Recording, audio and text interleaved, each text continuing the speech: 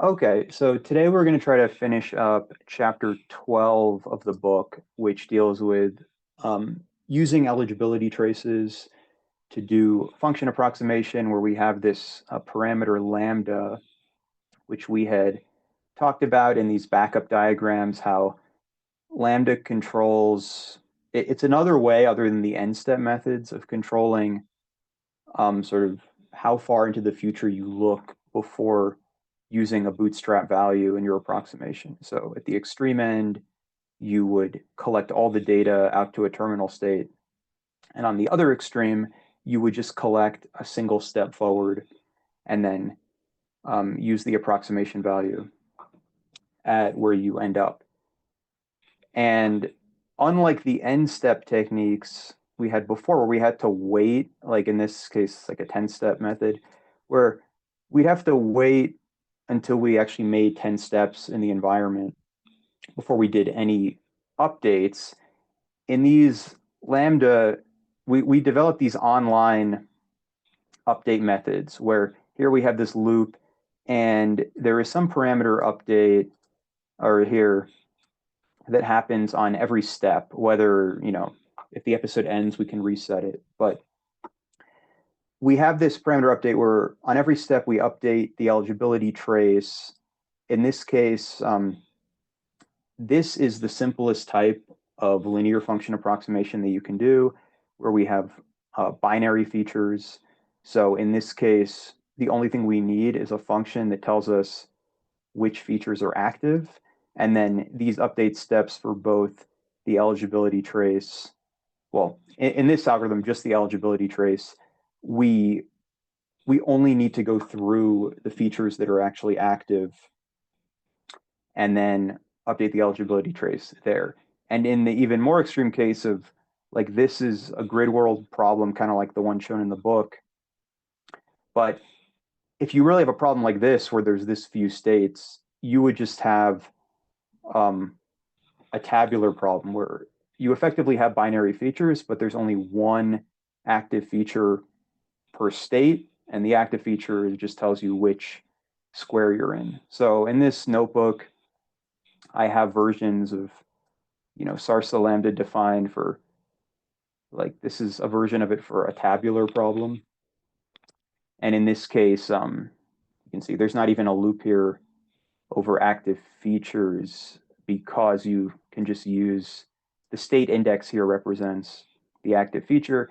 And then here's a version of Sarsa lambda with for binary features where there is this get active features function. Here the parameters are a matrix for basically each column is for a different action, and then the rows are for each vector is basically um, the feature vectors for that particular action. So if this was doing just state approximation, this would just be a vector where you just have a single column because we only care about uh, the approximate value of a state. But here, the way I'm doing the state action pairs is just separating all the parameters, one for each action, because even though the states are unbounded or we can't necessarily count them, we do have this finite, hopefully small number of actions for these problems where we can just separate the parameters easily that way. And then here, this should look a lot like this pseudocode where you go through the active features. What isn't listed in the book is this also works with linear and nonlinear function approximation, in which case this step is replaced by needing to do something with the actual gradient of the approximator. I mean, this is a version, oh yes, this is for binary features. Tabular problem. And I guess this is for general function approximation, where now you have a function that updates the feature vector. So whereas here we only had to keep track of which features are active, with general function approximation, we have some way of mapping the states to a feature vector, which happens here. And then the value function, will take whatever the feature vector is, and the parameters and compute the value approximation. Now, yeah, like when you do have, so here, this is like a tabular problem. I showed this last week. And then, yeah, so then we go on and just like what we had before in the book, there's all these variations of Sarsa that you can do. Like one of them is expected Sarsa, in which case the main difference with expected Sarsa is with Sarsa, we sample this action and then we use this sampled action to then figure out what the value approximation is at the next step. In expected Sarsa, here that step is replaced here, where you loop through all of the actions at the subsequent state, and you just compute, using this vector here represents the probability of the action being selected. So it just computes the full expected value, but otherwise the whole algorithm looks exactly the same. It's just that this computing of the delta step here, this whatever we're using to compute the error, like here it's just the parameters that are at the transition state, and if we're doing expected Sarsa, we would repeat this for every possible action and then weight these updates with the probability of that action being selected. So there are all these different versions of expected Sarsa. And then I had done, again, these parameter studies on the grid world just to show that if you look at all the different ways of using this algorithm where, we can vary lambda to control, how much bootstrapping is going on. And then we have the learning rate that we can always need to select and control. And to show that, you get, if you have a limited number, of steps that you're able to sample from, then these charts just show that there is some value of lambda, usually some intermediate value of lambda. Like here it happens to be 0.5 for this combination of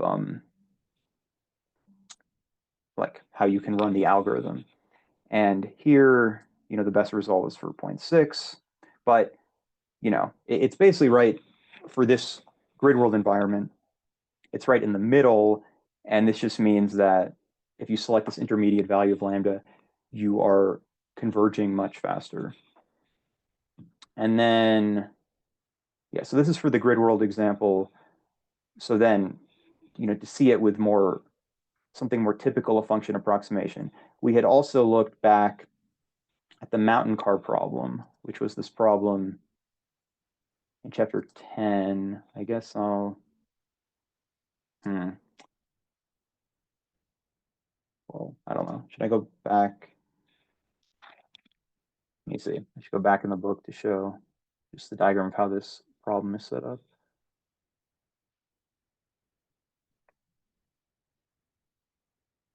But so we already had this parameter study for the mountain car problem, but this was just, a problem where the goal is to get out of this trough, and you can't just, do the straightforward thing of going full throttle because you don't have enough power. So, this requires a little more sophisticated of a solution.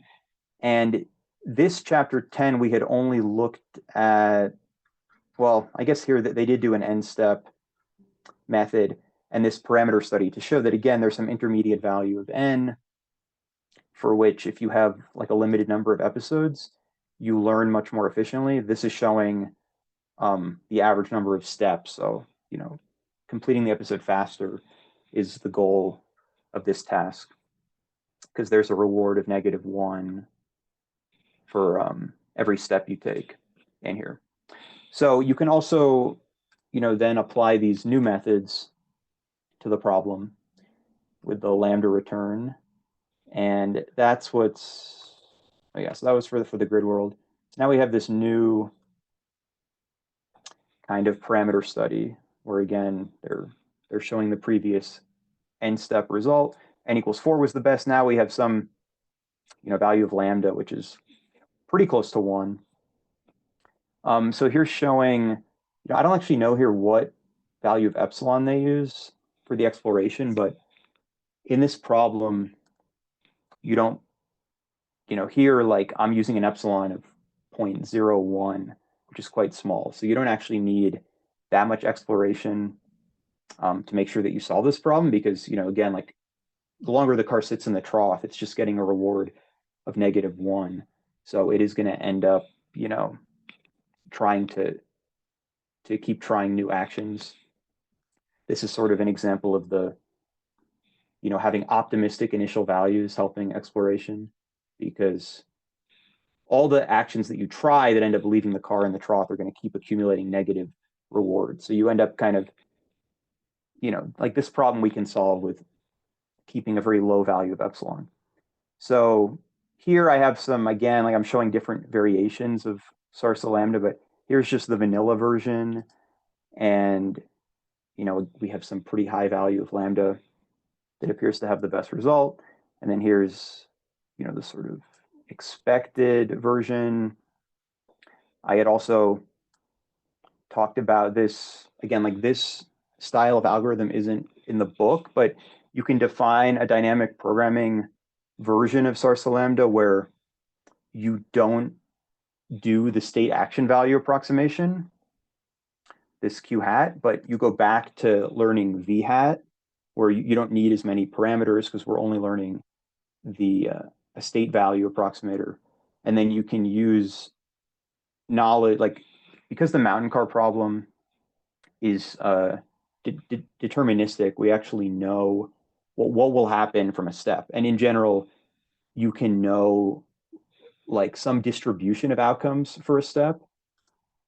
And typically in these environments, you would take a sample of that and then use the sample to learn.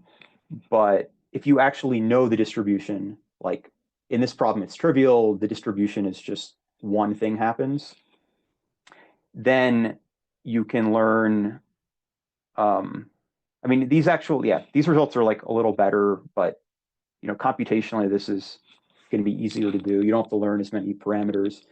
And then you can reconstruct the action values, kind of like what we did in the tabular dynamic programming methods from part 1 of the book by using that distribution function. So here, this is the parameter study on mountain car using the dynamic programming version.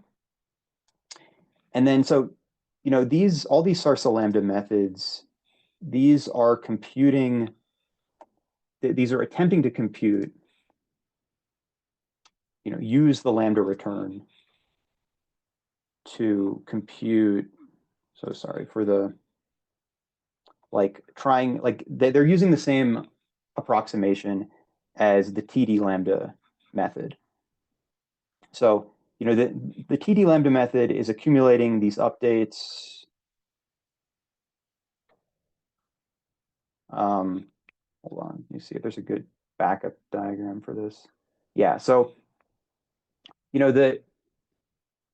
these TD lambda methods are computing this online, and it's true that once, like if we collect a trajectory and we get to the end, by the time we reach the end of an episode, if we have an episodic problem, then this online method of computing the lambda return will, within some approximation, compute the exact value.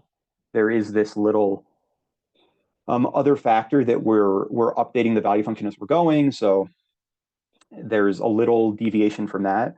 But overall, by the time we reach the end of an episode, so if you have a problem where episodes are finishing very frequently, then this is fine.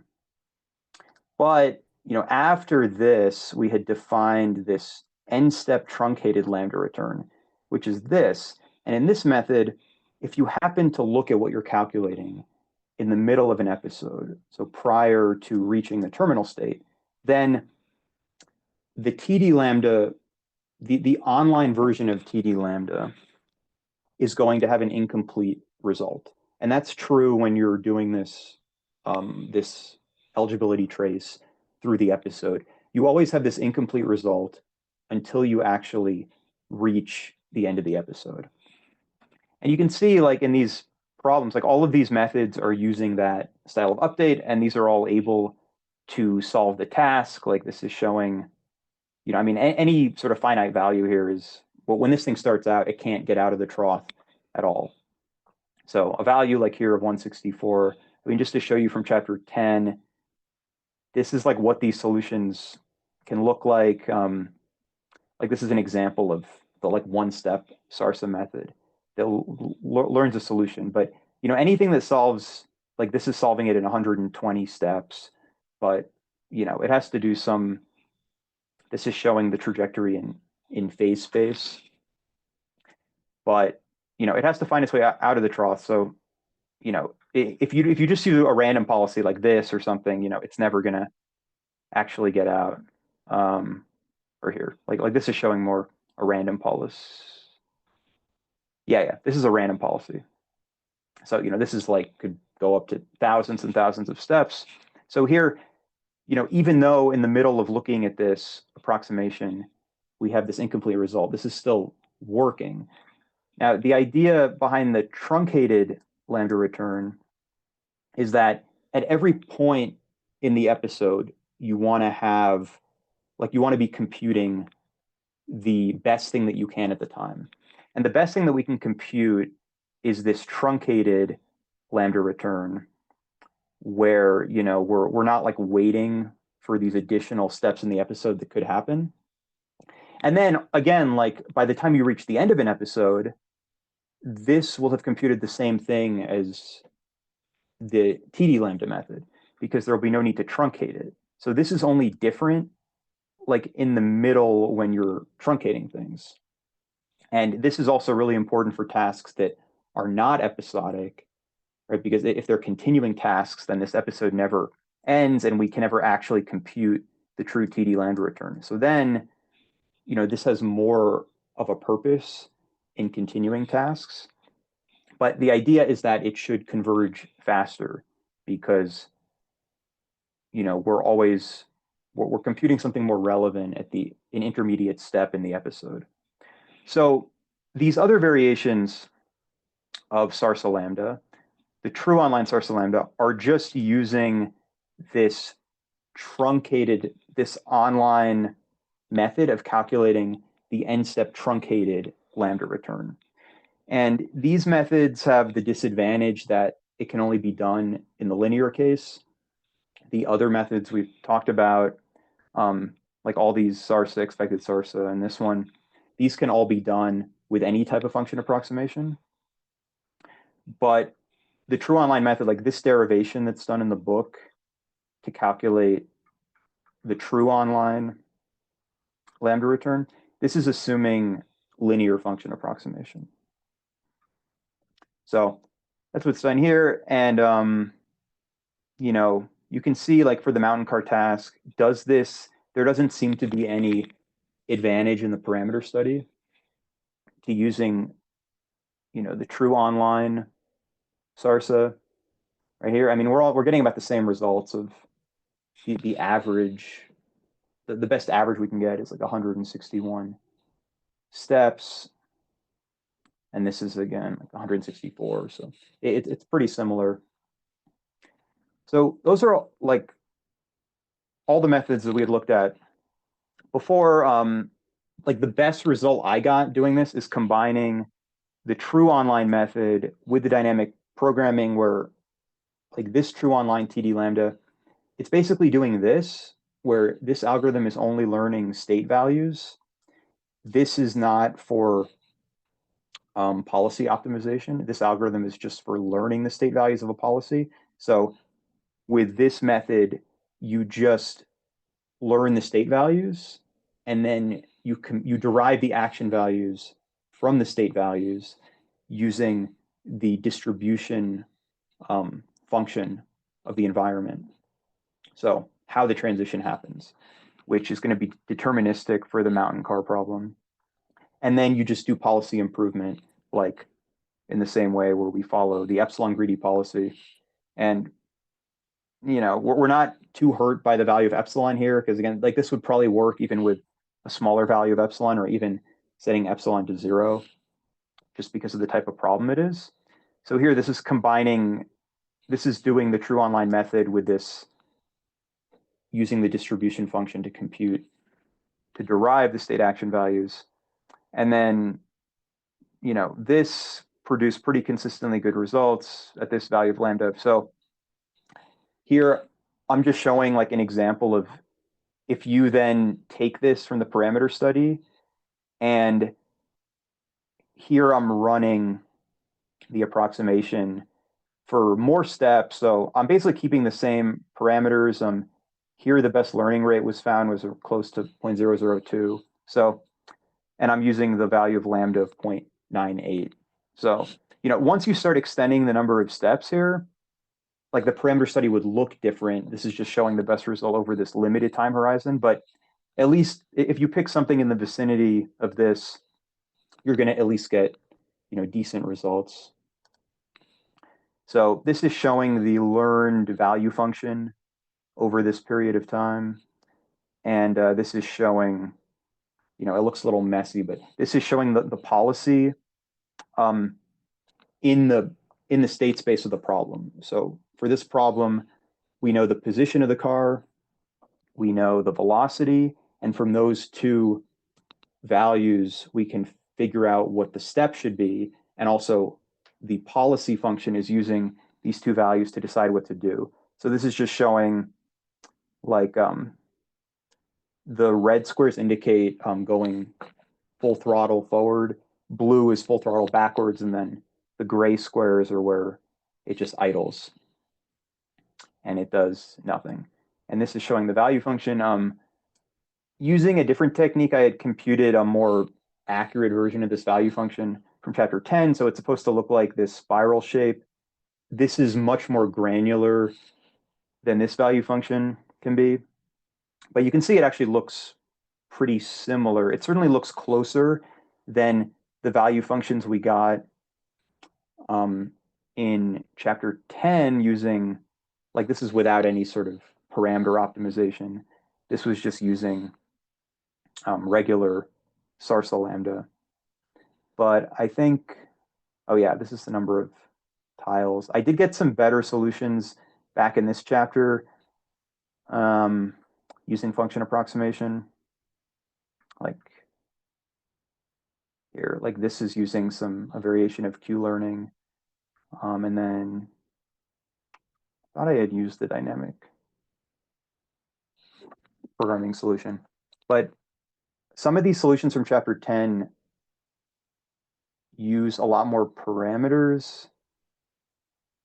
Like, yeah, here's the dynamic programming solution from chapter 10. And this solution is using a tile coding style of approximation, which I'll go over a little bit for the next example. But this is actually using a lot more tiles. You can sort of get a sense of how many tiles, like the tiles just refer to how finely spaced we're partitioning the state values.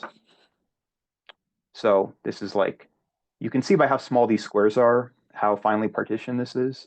And then here's the solution here where there's not as many tiles being used for this. But yeah, I mean, this only took like less than 2 seconds to run. And then here's the trajectory it found using this policy.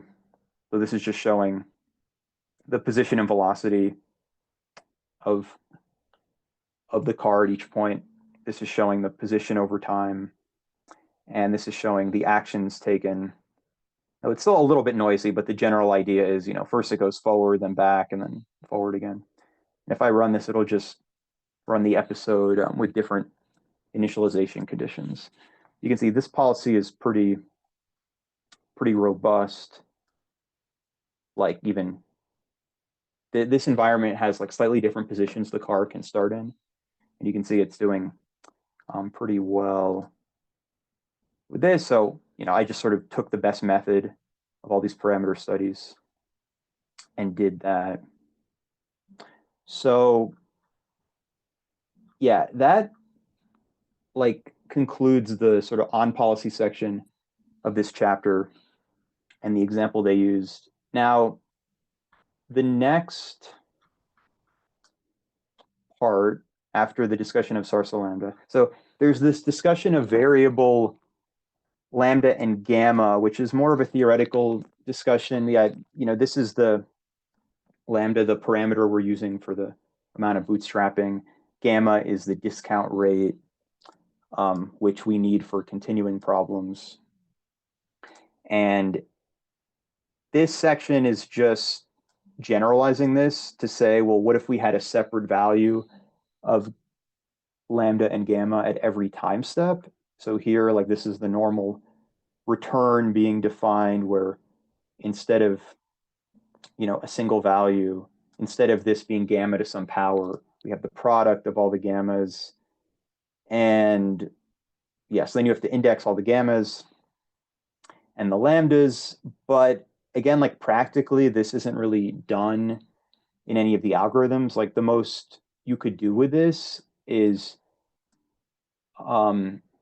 instead of setting up a problem as being episodic more formally, you can just say that at the terminal state, we are setting the value of gamma to 0, which means that we don't consider, any returns for the previous states that occur after this terminal state. But, we already have a method of dealing with episodic problems. It's already part of the algorithms that we wrote down. So yeah, I think this is more just something to keep in mind in the future. Like it's possible to generalize these values. And one of the generalizations they have here is a state, based version where if for some reason you want to use a different discount rate for a certain type of state, like you can make gamma a function of the state or of the state representation. And yeah, you could do it that way. Like if there's some, I'm not sure why or in what circumstance you would do that. Maybe if someone else has any experience with that, you can let me know. But this is just deriving, a way of doing these online updates where these values could vary from constants. All the algorithms I have written here, they're just set at constant values. So I haven't really taken advantage of this. So then the next section is extending this to off-policy learning, which we saw in chapter 11 has certain problems that can occur. If you combine off-policy learning with function approximation and with bootstrapping, like which we're always bootstrapping here because, the whole point of the lambda return is we're doing some degree of bootstrapping. These learning methods for the lambda return are not necessarily stable under off-policy learning. So off-policy learning would be a case where, like for all these algorithms, I'm setting some exploration parameter of epsilon. And then the value function and policy I'm learning is the optimal policy under the constraint of this epsilon, which for some problems is actually desirable. Like for this car problem, if your actions are not that reliable, like if you want to incorporate some amount of noise in the actions that you take, then you're going to have a more robust policy because the policy learned here will be a policy that works, even with this degree of randomness in the actions taken. But then with a technique like, one of the most popular off-policy techniques we used before was Q-learning in the tabular case. And in Q-learning, we are using this exploration parameter, but we're still attempting to find the optimal policy with epsilon equal to 0. And Q-learning is a stable method in the tabular case. There are sort of versions analogous to Q-learning and function approximation, but for most of them, they're not guaranteed to be stable with a function approximation. And the reason they're not guaranteed to be stable is because even though we can use this importance sampling ratio, which is defined as, it's the probability of taking the action in the target policy, which would be like the greedy policy, divided by the probability under the behavior policy. So we can use this or other variations of this to correct the sampled values and to reweight them so that we're computing, we're sampling the expected value according to the target policy that we care about. But the samples we collect, like the actual frequency of the states that are appearing in these samples, are not corrected by this method. These are still going to appear at the frequency they would appear under the behavior policy. And that is the source of the instability. I mean, the good news is if the method converges, then it will converge to the correct set of values. The risk is that it won't converge at all. Luckily, when the value of epsilon is small like this, it usually isn't a problem, which is why you'll see these algorithms presented here as things you can use and try, because often they will work. But if you want to see more details about the cases where these things can fail, that's more in chapter 11. There's this very extensive discussion that we went over a little while ago that shows all the failure cases of these methods. But for now, the first few sections here are going to show things that you can do, and they could potentially cause problems, but hopefully they won't. And the most obvious and easiest thing to do, which there's a lot of steps in the derivation here, but the end result is actually quite simple. So we have sort of two results for the off policy learning. This is the result. So this, you would use this in this TD lambda algorithm. So, this is like the TD lambda algorithm, and the eligibility trace gets updated. All right, let me see where, here's the step where the eligibility trace gets updated. So typically we would do this, and it would just be this part in the parentheses. But in the off policy case, here, this algorithm just has here I've written it, there is just a policy function which we're trying to approximate. And in the off policy case, we have, again, the target policy and the behavior policy. The behavior policy is what we use to collect samples. The target policy is what we actually want to calculate the values for. So we do the same exact thing as we would typically do with this algorithm. And the only thing we have to alter is we make this modification to the eligibility trace. And we just multiply it by the importance sampling ratio. So this just ends up correcting the eligibility trace, right? So that all of these values end up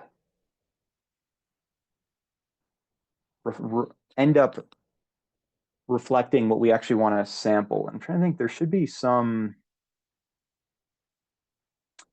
I'm trying to think, why don't you have to compute delta differently?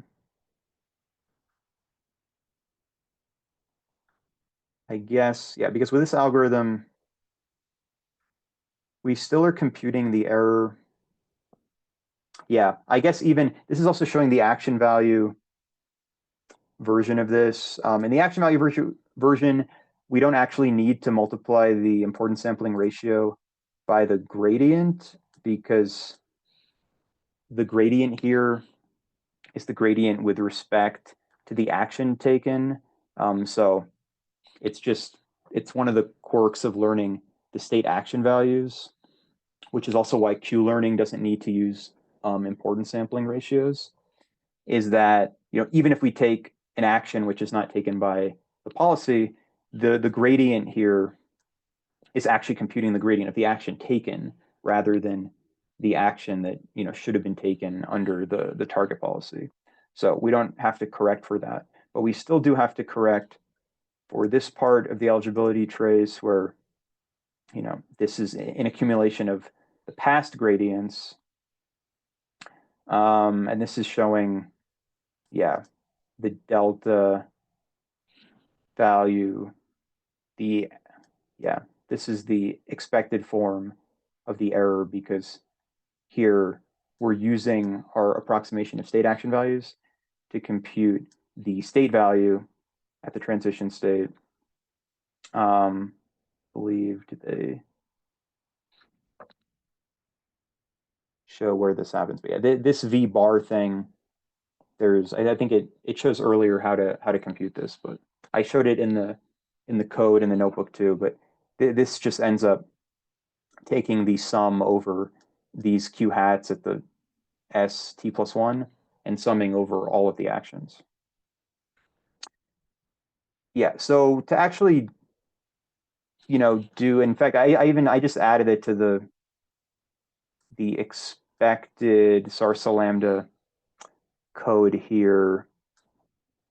So by default, if you have a target epsilon, so like one way to do this is doing expected Sarsa lambda, where I'm always doing an epsilon greedy version of exploration.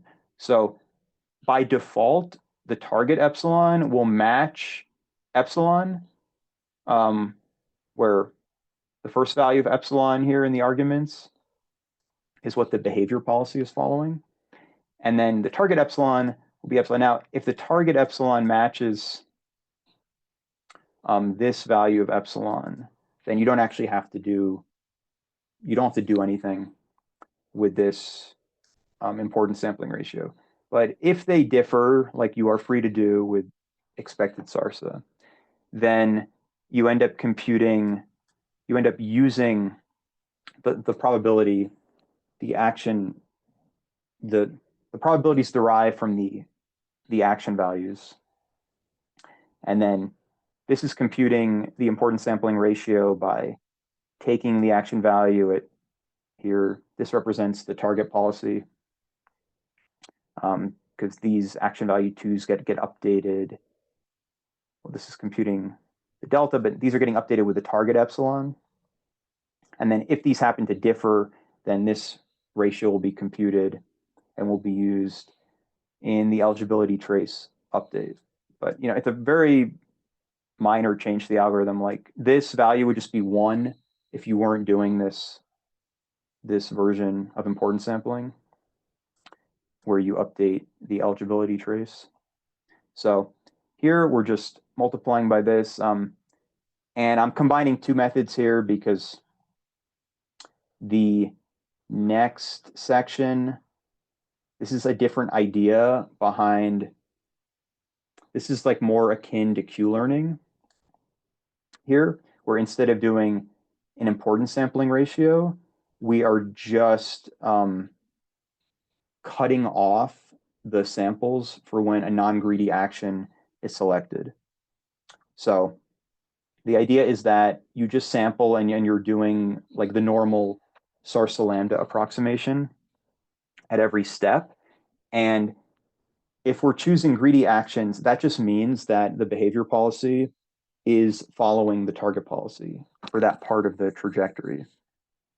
So the idea is that we wait and we collect samples, and then the first non-greedy action that's taken, we sort of cut off the sequence of lambda returns, and we use the expected update value here.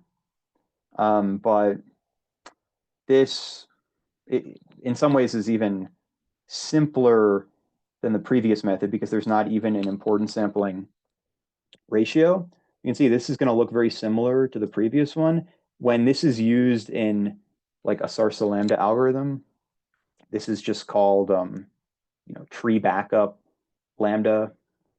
But here in the previous algorithm with importance sampling, this was the row value or the importance sampling ratio. Whereas here, it's just the target policy probability. And practically, like most of the time, if we're doing, epsilon greedy optimization, then the target policy, this will always be 1.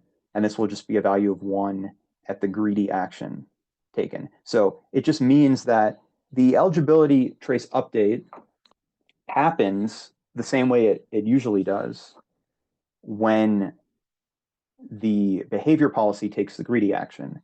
And then when the behavior policy doesn't take the greedy action, it just ignores this part. And it throws out all of the previous eligibility traces. And then it starts from scratch. And that is so this way of doing it just combines both in the original version of the expected Sarsa lambda, where it just first, it takes the probability of the action under the target policy. And then if you're doing tree backup, it divides it by the probability of the behavior policy. And if not, it just leaves it, as this value like it does here. But, the effect of this, this diagram looks a lot more complicated, but, really you just do everything exactly the same way. You could even do this you don't have to do this with expected Sarsa lambda. You can also do this with Sarsa lambda, in which case the reason why this is being done here with expected is because this is sort of the analog to Q-learning. And when we did Q-learning, that was a generalization of expected Sarsa, where it's just your target policy is always the greedy policy. But yeah, if you look at the implication of doing this with the usual, the greedy policy exploration is you just dump, the whole previous eligibility trace whenever your behavior policy takes a non-greedy action. But otherwise, everything else is exactly the same.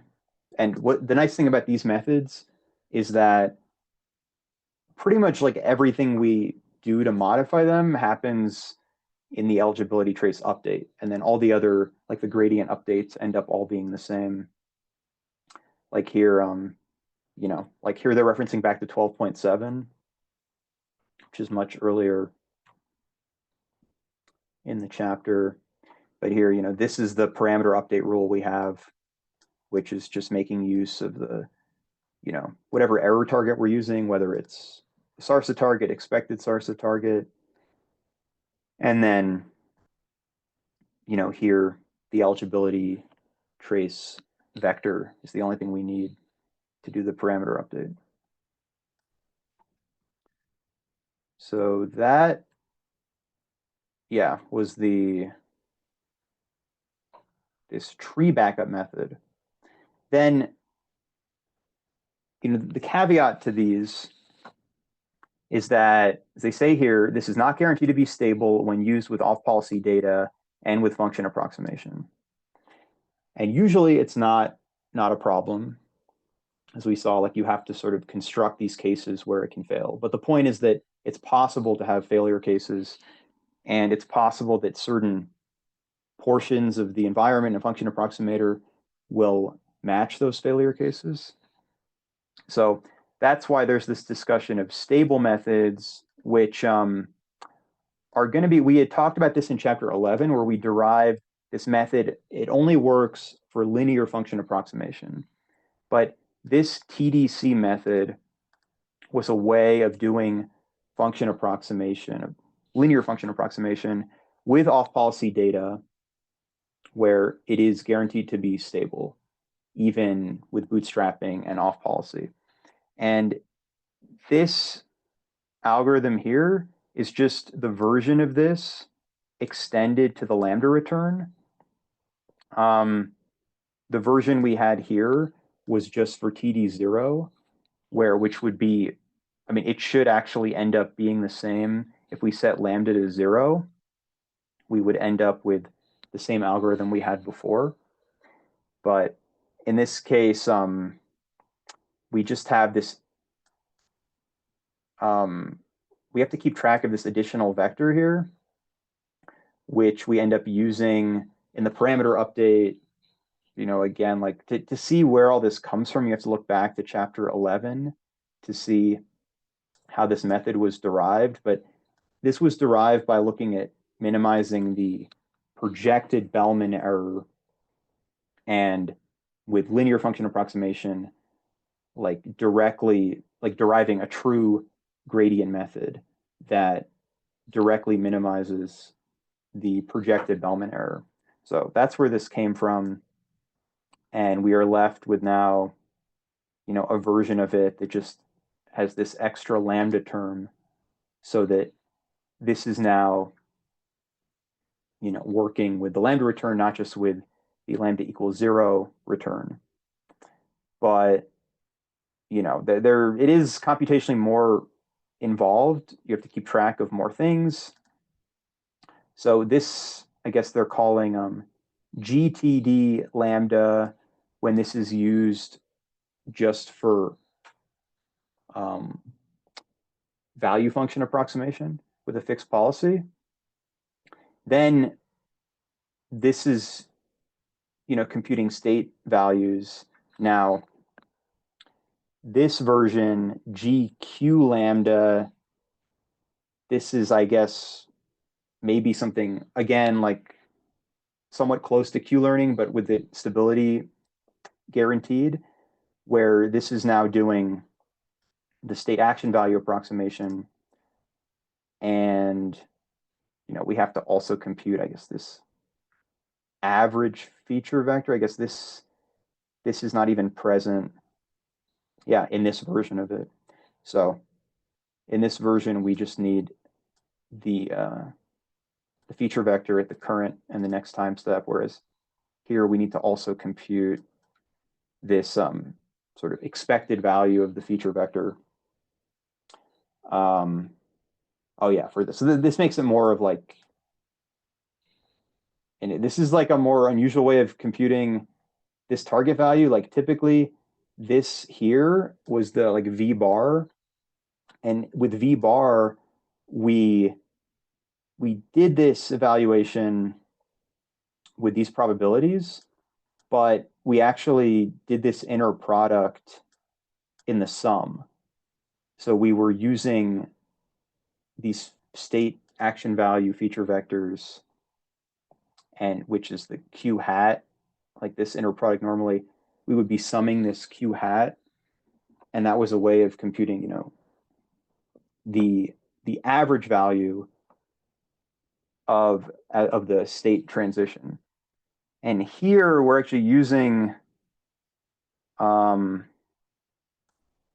computing this average feature vector thing for the delta. But I mean, it's also being used up here and being combined with this inner product. So yeah, I don't know. I mean, they don't even bother deriving this in the book. But the important thing is if you follow these steps, this method is at least, it has the stability guarantee, but at the expense of being a little more computationally involved.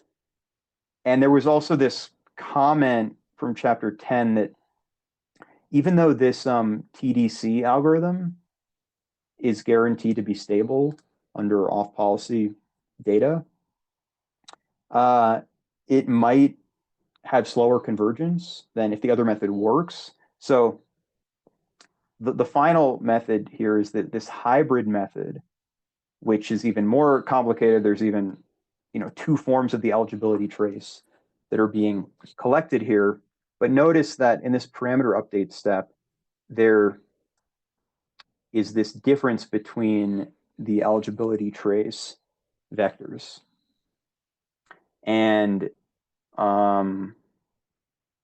so if these values end up being 0, which will happen, here. So you're also using the importance sampling ratio to update the target eligibility trace vector.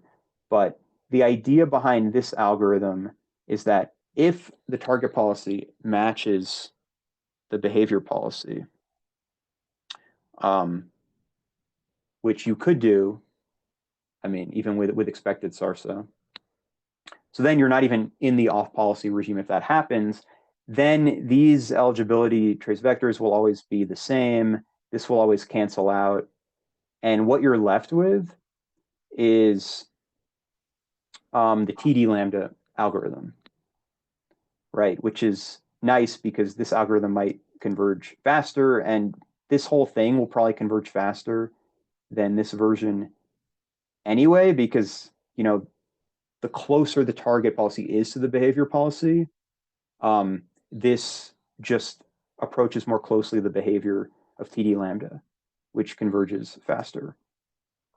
So yeah, I mean, you could think about this as just doing the TD lambda value function, but, you know, it will be stable under off policy training.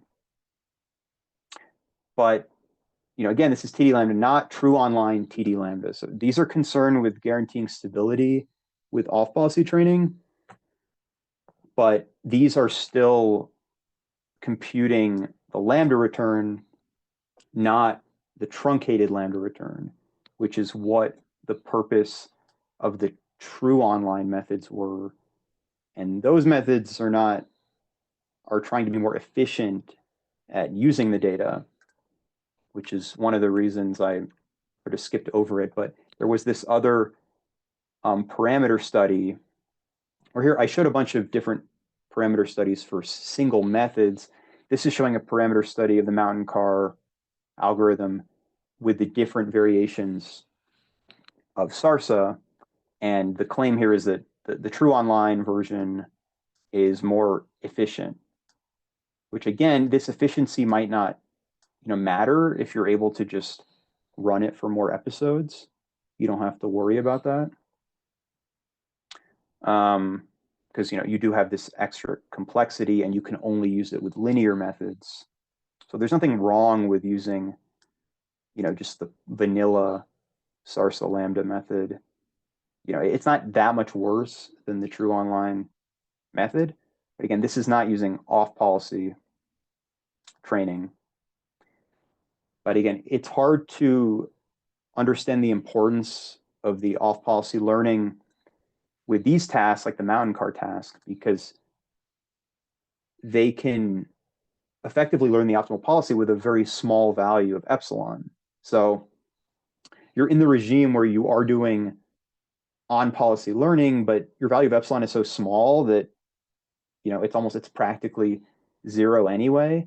This would really come into play, this off policy discussion, for problems where, you know, you really have, like, you're really forced to use a large exploration parameter, and you may have a long period of training, or a case where you're not even free to control the behavior policy, like you're forced to collect random data or something.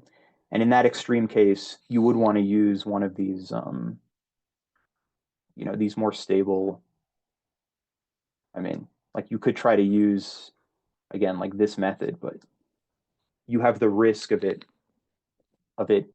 failing. So, you know, one thing that you could do is try to do like the tree backup version of expected Sarsa. And then if it just isn't converging for any learning rate, then you just, you know, as like a last resort, maybe use, yeah, this hybrid TD lambda. But again, like, this is only even defined for,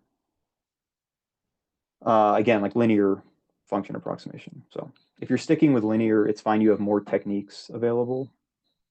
But, you know, nonlinear methods have other convergence problems you may run into anyway. So, you know, again, like there's no actual examples of using these methods, probably because one of the examples used in the book, the mountain car problem, doesn't really need like any use of this off policy learning. But there is this mention of a few other parameter studies in the book, and sort of how, again, to show that there is a reason to use the lambda return, which is that for a lot of these problems, like for mountain car and for this random walk example, that the best value of lambda to use is something in the middle, which means that there was a reason for using it. Like if we find that the best value of lambda is at 0, then we didn't really need to use any of these lambda methods, because we could have just gone back to use the the TD0 methods. And then if lambda is 1, then we're back to using Monte Carlo methods.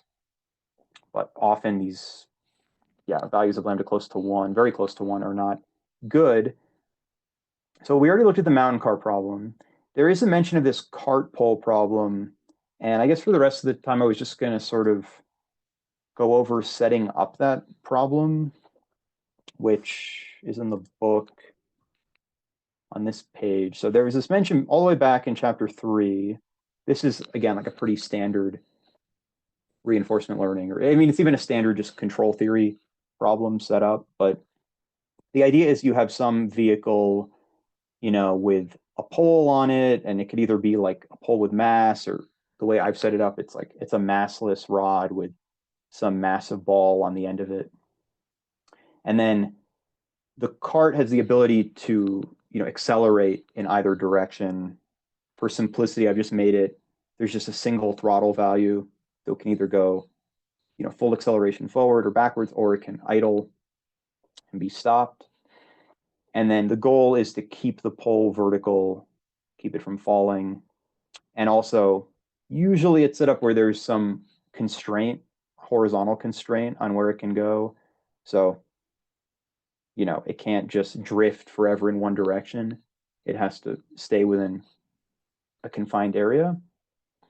And, obviously, once the pole reaches horizontal, there's no way to get it back up, because you can't apply any force in that direction to it. So you could set this up as an episodic problem where you just start out with the pole and the cart at some position in here. And then you get a reward of 1 for every step you keep the pole up. And then at some point, the pole gets too far, it exceeds some angle, and then it's considered a failure and the episode ends. And the goal is to, get the highest reward possible or keep the pole balanced for the most number of steps. And that way, you can do it as an episodic task, and you can just use a discount rate of 1. It's true that a perfect policy will have infinite reward. So the reward is technically unbounded, but if you're training something and you happen to find a policy that is getting infinite reward, then you've also just succeeded anyway. So it's not like something you have to worry about. It would be a problem if something like, the random policy got infinite reward, because, then you wouldn't be able to improve it at all. But in this case, a typical random policy, the pole will fall over fairly quickly. So, I'm sure like a lot of people are already familiar with this task, but are there any questions about just the actual setup of the problem and what the analogy is? No, the problem makes sense, that it's basically a physics problem where basically the entire control problem is to basically keep the pole centered on the cart essentially, so it doesn't fall down. Yeah, and this is an unstable, like if the pole is perfectly vertical and there's 0 velocity, it is a stable, I mean, it is an equilibrium point where the pole will just stay there. The problem is any slight deviation in either angle or velocity, angular velocity of the pole or velocity of the cart. Actually, no, I mean, constant velocity of the cart is fine. But any angular velocity of the pole or deviation from center, and the pole will fall. So it's an unstable equilibrium. So you actually need some kind of active control, which is the goal of being learned here. Now, you could just solve this with, control theory techniques and get an exact solution. But if you start adding other weird things to the problem, like here, I happen to have this set up where I haven't I haven't actually used it yet, but you could add friction to like this joint. You can add friction to the cart. You can add like wind or something or other random perturbations to the pole. So you can do things to the problem that make it a little more difficult to just solve it directly, but all the techniques I'm going to show will, they should work the same way regardless of how you know, make the problem messier. So here, I'll sort of show the approach I took roughly in the order I did it. So you can get an idea of like how to, approach setting up a problem like this. Maybe make it a little smaller.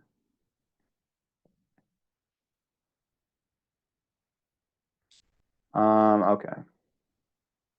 So there's two things that just sort of hold the relevant information of the problem. So I define this vehicle struct, and this just defines everything about the vehicle that is important for the physics. So this is like the mass at the end of the pole. This is the mass of the cart, the length of the pendulum. There's some inertial constant, which it's like if you want to add some other physics to the pole itself, but by default, this is just 1. And then there is the option of these friction values, but by default, these will be 0 for now. And then in order to actually simulate this, we need to be able to, update the state. And in this case, the cart state that is important is its position on the track here, which is really only important if it's going to hit one of the edges. The angular position of the rod, which is, in this case, I'm defining an angle of 0 to be when the rod is vertical. And x dot is the velocity of the cart, horizontal velocity. Theta dot is the angular velocity of the pole.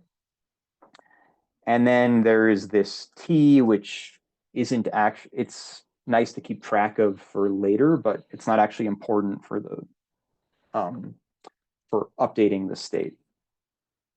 So by default, when you make a cart, it'll just initialize everything to 0, but you can create this state with any value you want here.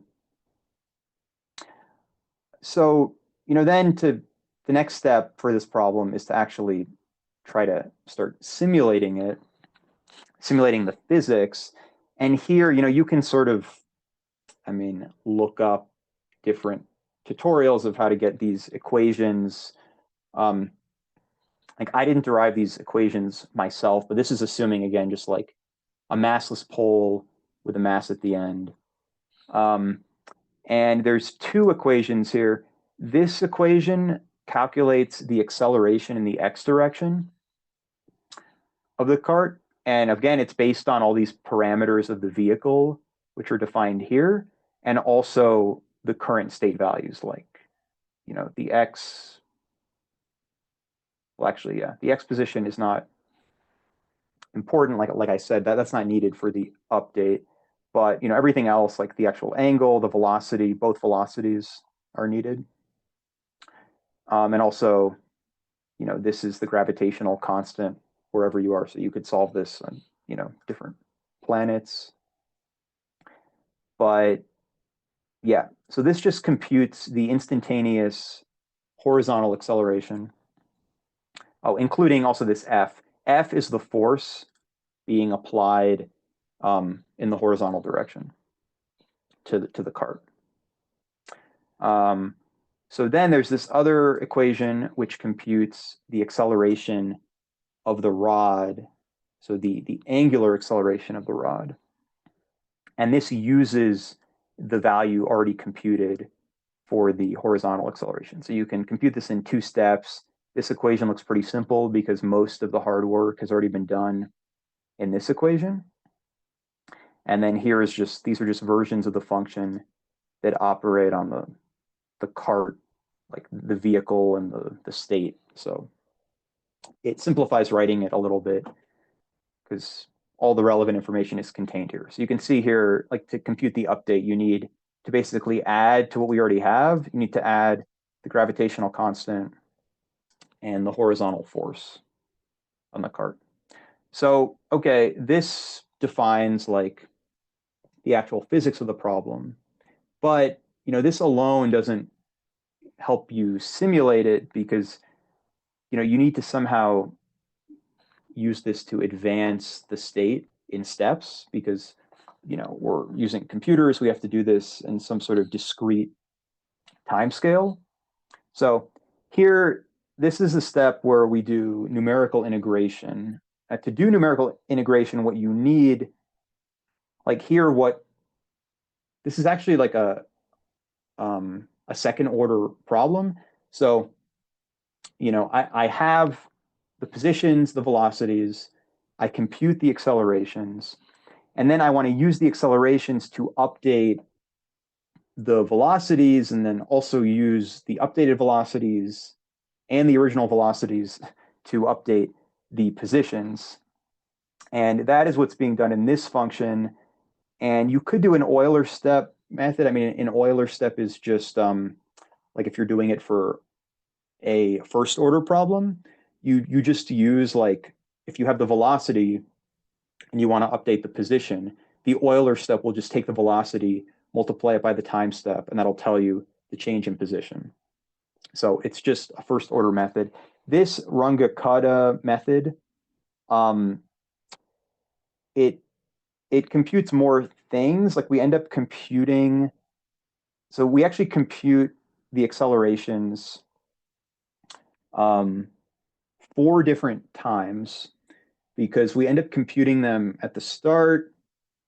We compute them like what they would be at the end of the interval of the time step. And then we also compute them twice with slightly different values at the midpoint. All of those calculations are put together at the end here to get, so here I'm using like this whole method combined together. This is a little modified from the straight Runge-Kutta method because again, like this is a second order problem. So I have to compute updates to both the position and velocity of both x and theta. So that's what's being done here in the final step here.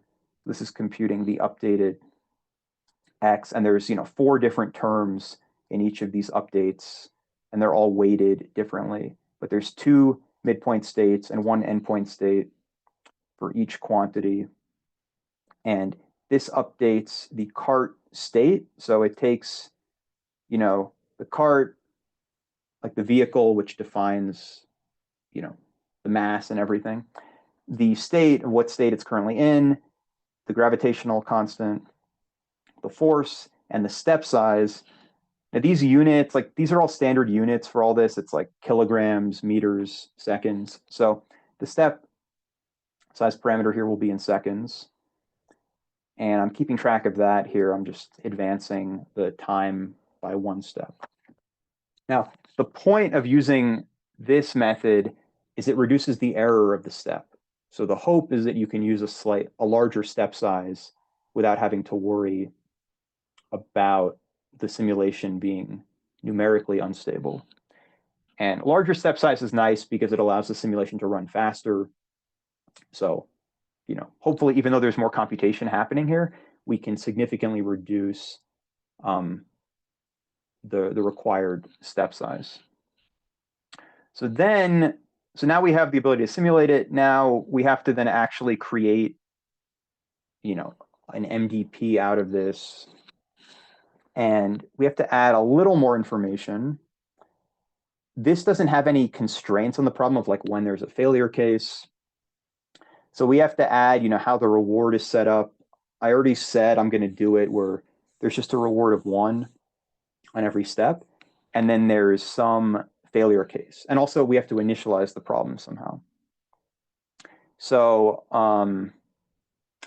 here I'm saying like the episodes will terminate when the angle of the pole exceeds a certain value. I mean, the most extreme value you could pick is just the horizontal value, but we'll see. We may, pick a different value for convenience. And then the total reward will be the number of steps that the vehicle survived on the track. So hopefully the goal of training this would be to get something that learns to balance for as long as possible.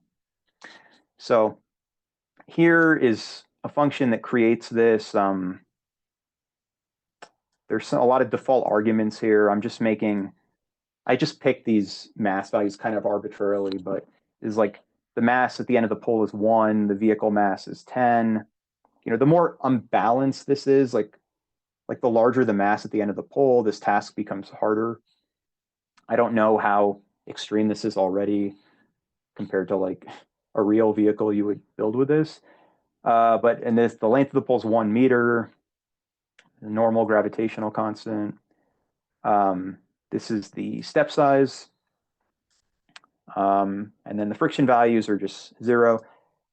This is the force in newtons, horizontal force. And then these are more things for the MDP. So X max, this is the maximum horizontal position. So if it exceeds that, the task would fail. Theta max, this is, the pole angle that would fail. And it's symmetrical, so it's just the center is 0. So for both angle and position. And then there's just 4 different functions that can be defined to initialize the position and velocity of both values. And they're also just all initialized to be 0. If you initialize this at 0 and just let it sit, it will be stable forever because there's no randomness here. But since we're going to use some sort of epsilon exploration, like any, random movement to this thing, and the pole will fall. So then the action space is defined in terms of the force. There's only 3 possible actions, which is the negative throttle, idling, and positive throttle. Then we just make the vehicle according to how it was defined. The failure case is defined for when either the X value exceeds the maximum in either direction or the angle does. And then here is the step function, which is just using the Runge-Kutta step and adding a reward of 1. This is a version of the step function that returns a vector. It's like a distribution function. In the future, this could be used to also have like a true distribution of things if there's some randomness to the throttle or to the physics of the problem. And then, yeah, we just make the transition function using the step function. And then we just define here. I have 2 versions of the MDP, so I can do the 2 different styles of learning. The dynamic programming method will use the distribution version of the step. But here, to define the MDP, we just need the action space, the function that initializes the state, the failure function, which determines if an episode is ended, and then there's the transition function. So any questions about how the problem is set up?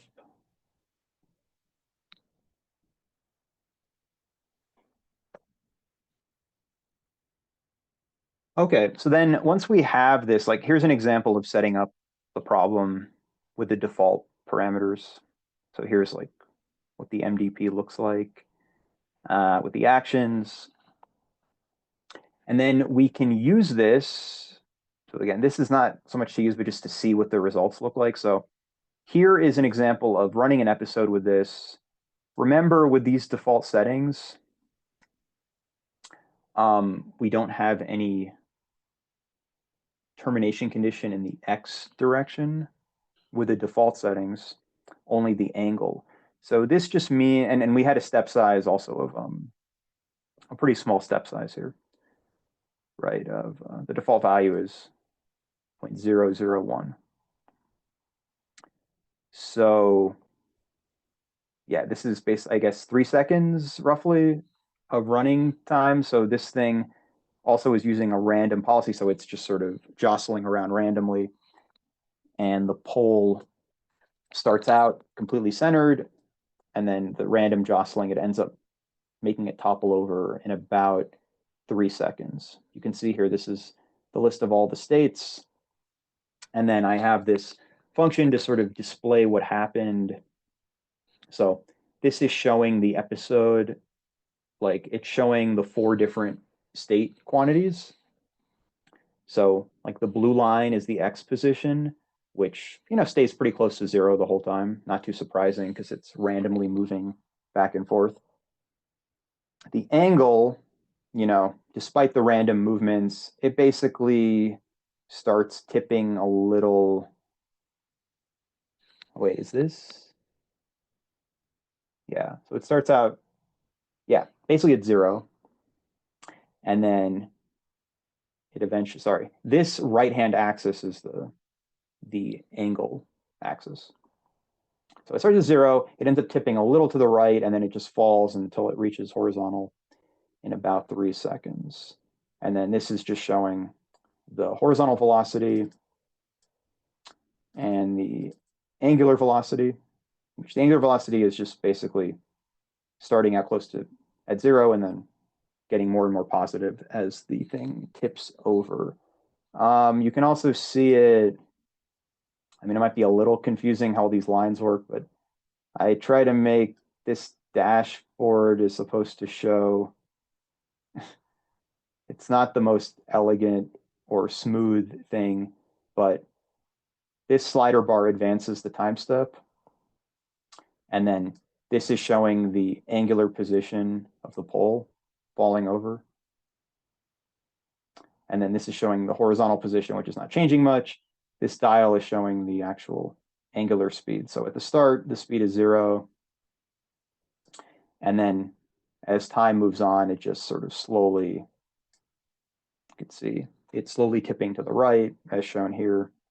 And eventually it just falls over. So you can see this seems to be working pretty well. So then the next sort of question is, well, if we want to pick a step size, like this is a pretty small step size, how small do we actually need for this to be accurate? And one way of figuring that out is to run an episode like this, where we just let the pole fall over. And then we try to do the same exact thing with different step sizes and see how close the results are. So that's what's being shown here. So this is just, we initialize the angle, a little bit off center, and we let it fall. And this is showing the angle over time. So this is the smallest step size evaluated, a very small value. And then all these other curves are just other step sizes being added. And you can see they're all very close. Even at this value, we don't really get much deviation. But this lower graph is showing the error from the smallest step size curve to the higher step sizes. Right, so we can see here, for all these step sizes, the error is very small. This is like, 7 times 10 to the negative 6. We get some, numerical noise here. And then we really only start getting large deviations. Like here, this isn't even large, right? This is still 2 times 10 to the negative 5. But the point is, for all of these step sizes, we can see that we have roughly the same error rate. It's not really changing. It's about 1 times 10 to the minus 6, give or take. This is just sort of numerical noise. And then it's really only at this step size, 0.05, where we get a pretty large jump up in the error, where it's roughly, doubled or gone up 2 to 3 times. And then here again, it's gone up another, 5 to 6 times higher, another 5 times worse. So I think it's reasonable to just select a step size of 0.04, because this is within the regime where we're not even seeing changes in the error as we change the step size. So this is probably plenty small. That's like 0.04 seconds, which actually is a pretty large step size. Like that's, 25,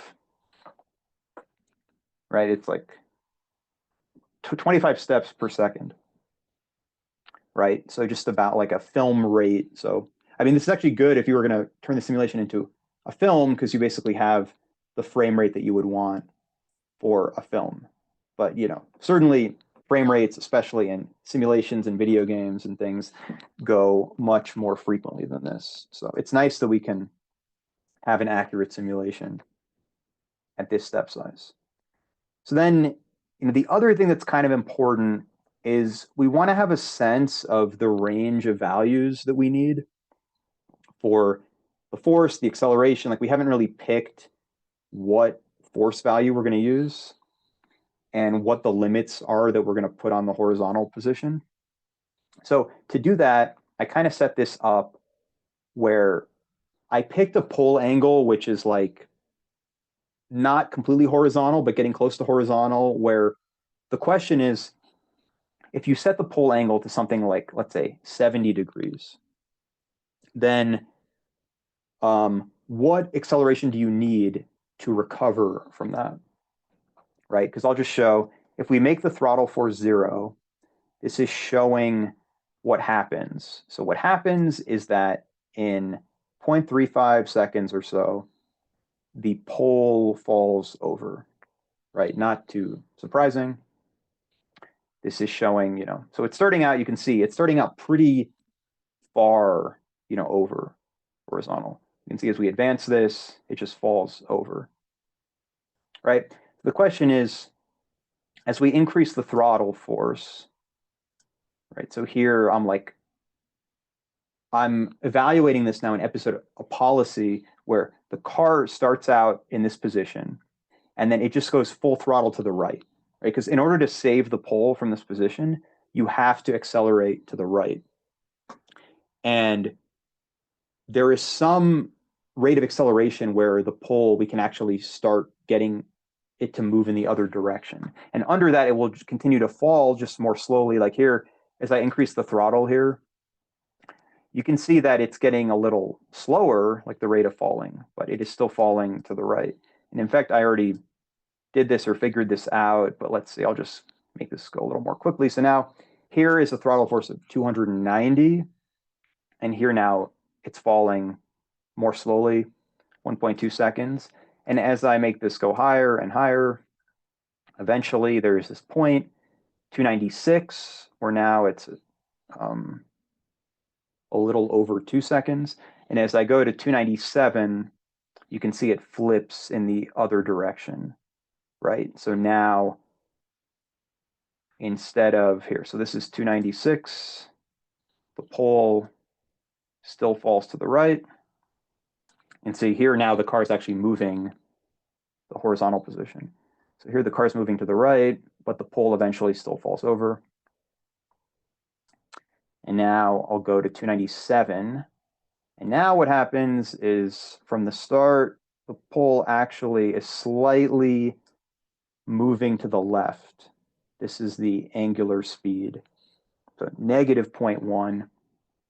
And as we keep accelerating, eventually the pole will become vertical and then swing all the way back and fail on the other end. So I think this is a lot to ask already to recover from this extreme position. So you could redo this analysis for different angles, but I'm just going to set up the problem where 70 degrees is the failure angle. And I'm going to make the throttle 300, so it has plenty of extra room. Like 300 is enough to recover from there. So I consider it a failure if the pole gets 70 degrees in either direction.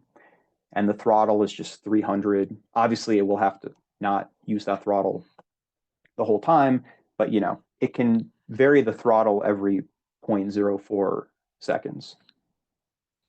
So now that we have the problem set up, the other thing to look at is if I set this to, let's say, 300, angle of 70, I want to see like sort of what the extreme values are going to be for each quantity. So the angle, I already decided it's going to be, plus or minus 70 degrees. The horizontal velocity, if I let this go, this is sort of as extreme as it gets of going all the way from 70 degrees failing in the other direction. we wouldn't, in a normal episode, the rod shouldn't approach this speed, but I'll just use this as an extreme value. So it looks like both the position and velocity of the rod get to about, 50. So both 50 meters and 50 meters per second.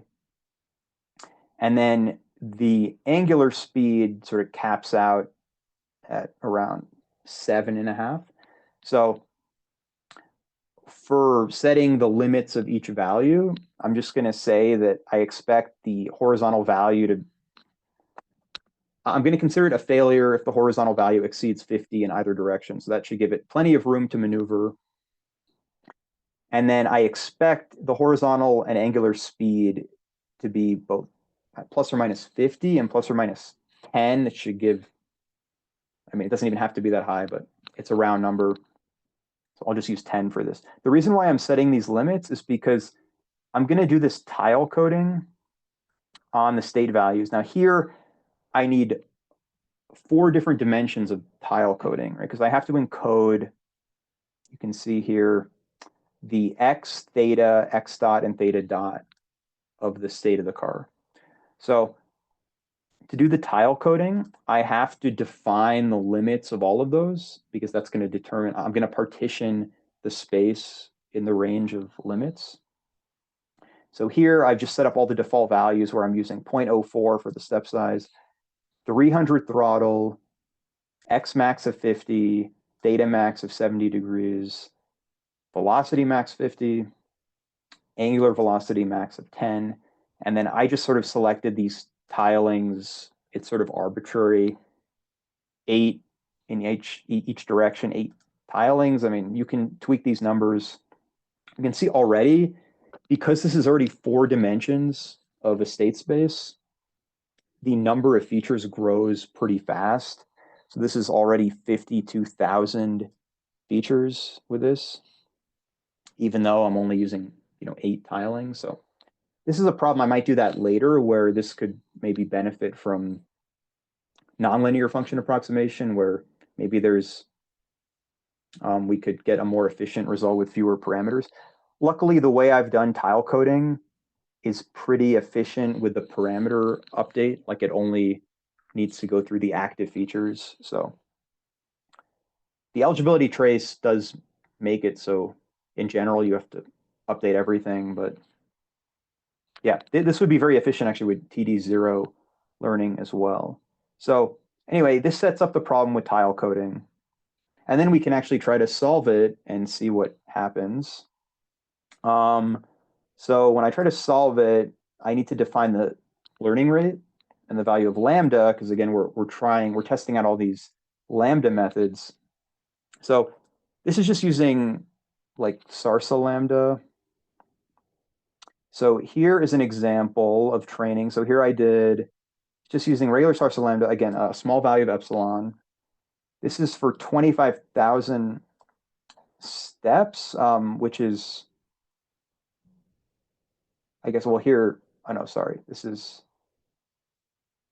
an episode. Yeah, this is showing the actual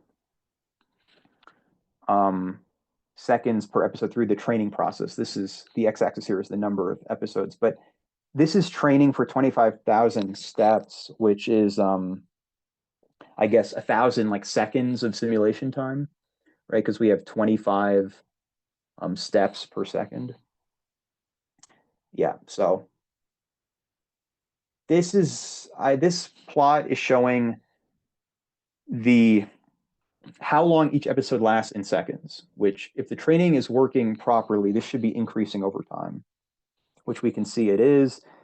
It's probably not gonna go on forever in the training process because we do have this value of epsilon here. I mean, it's possible it could find a policy that is stable forever, even with random actions 1% of the time. But here, this is the best it did with this learning rate. And you can see here that instead of, what do they say here, that if we just allow the thing, right? I showed earlier this running and it basically, the rod falls in about, 2 seconds from vertical. Actually, we can just test it here. I had this initialize at about a 1 degree angle to start.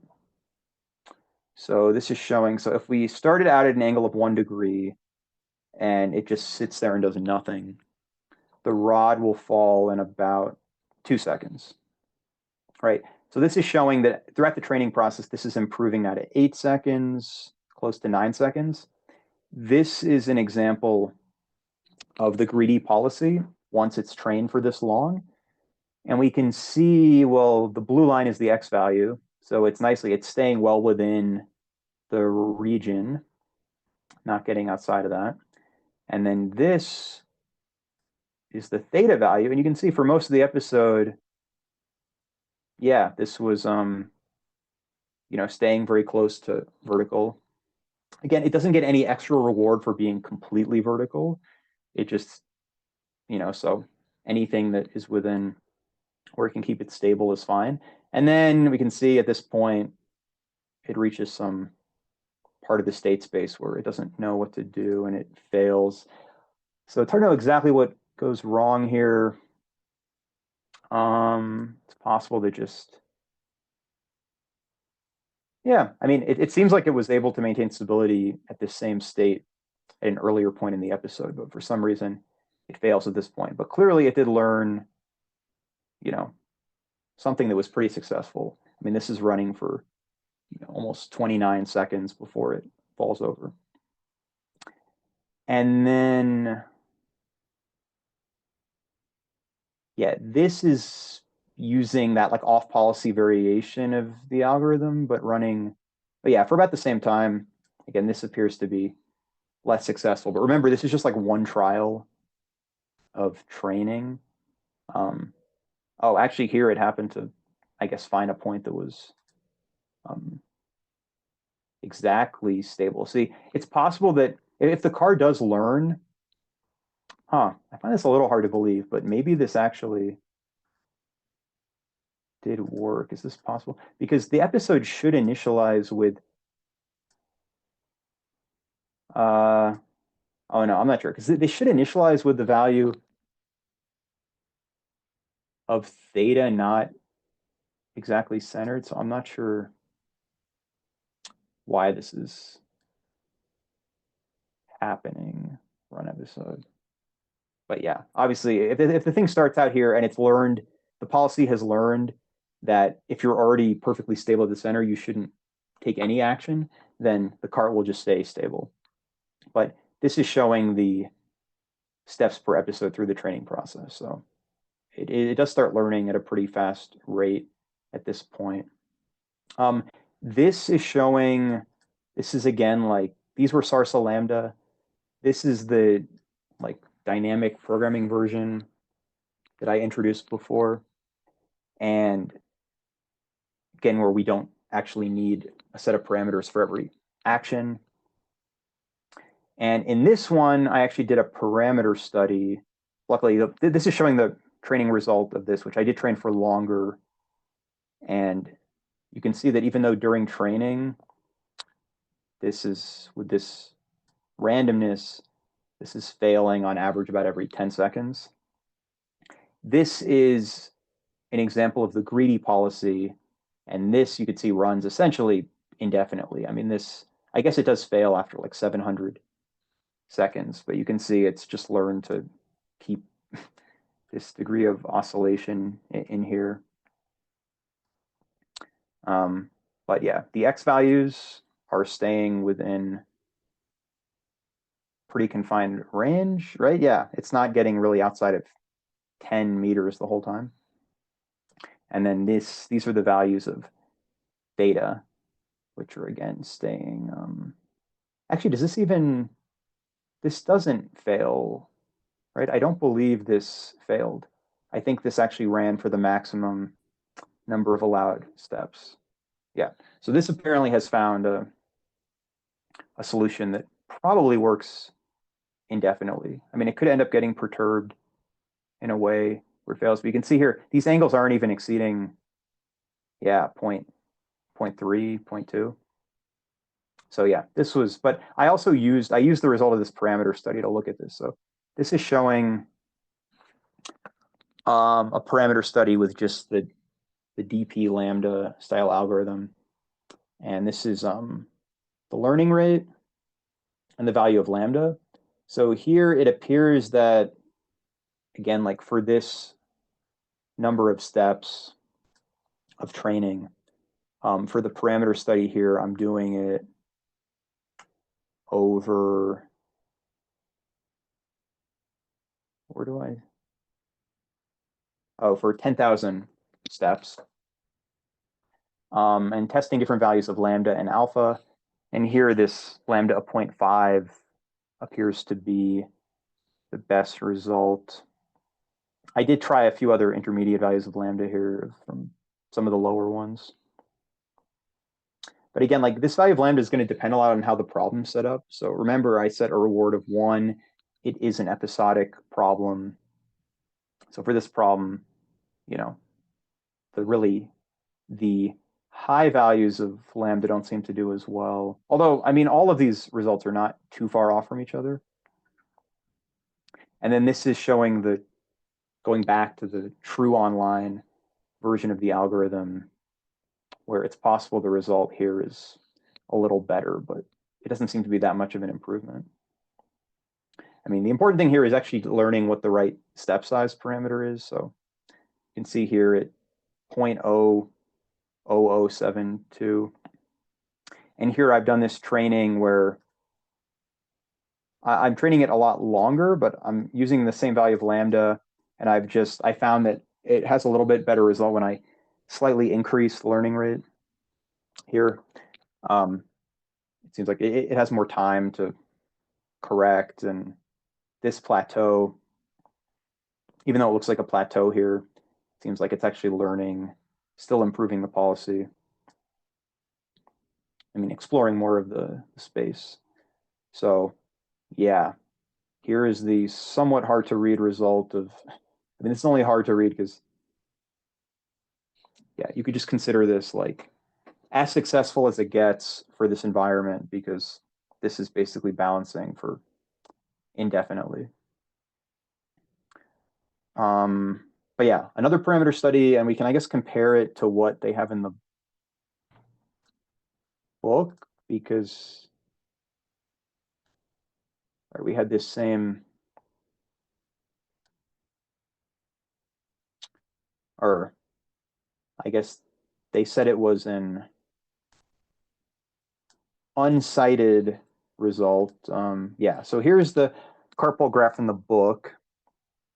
Failures per 100,000 steps. So I have no idea what step size parameter they were using or how it worked, because they said unpublished data from an earlier study from Sutton in 1984.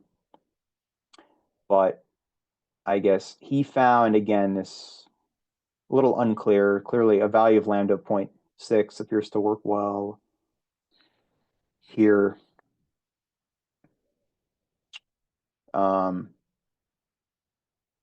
So yeah, there were some. So we basically did this. We looked at the random walk also for the approximation, state value approximation. Cart poll added, you could, look at these notes and see how I created the cart poll problem. But yeah, it's a little more involved than the mountain car because the simulation is a little more complicated. But again, you can see it benefited from some intermediate value of lambda. Puddle world, I don't know how that works. I don't know. Does anyone know this task or this environment and how it works?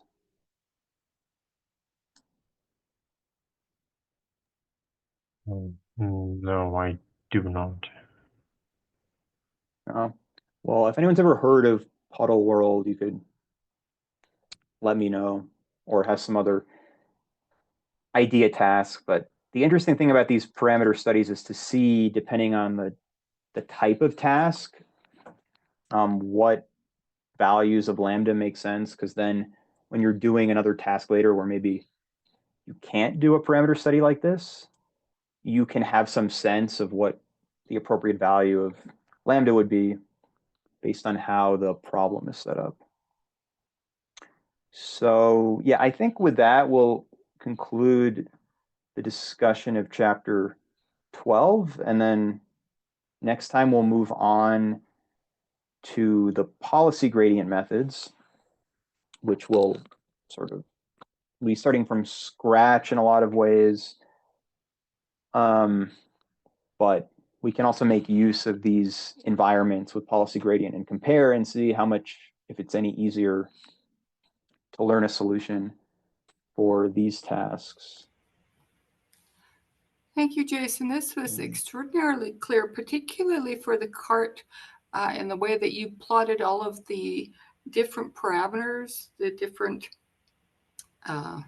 values. That was the clearest presentation I've ever seen of cartpool. Oh, thanks. Yeah, I wanted like a little movie to play as well, but I figure, yeah, to actually see all the data, you have a graph like this, but I guess everyone is different of what style of presentation is more clear to them. Well, I got more out of this diagram than I did of any movie out of a cartpool. This was great. Thank you so much, Jason. Oh, great. Thanks. Well, I'm glad it was helpful. And yeah, I hope to see everyone next time when we start. This is the last chapter of part 2. So then we'll have to decide what to do after that.